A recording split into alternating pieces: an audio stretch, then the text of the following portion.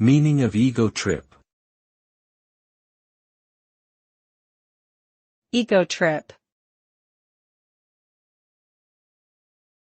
Ego trip.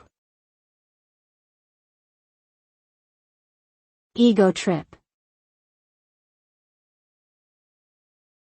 Ego trip.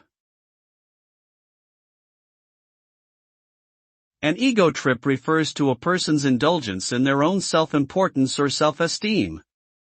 When someone is on an ego trip, they are often focused on their own opinions, feelings, and accomplishments.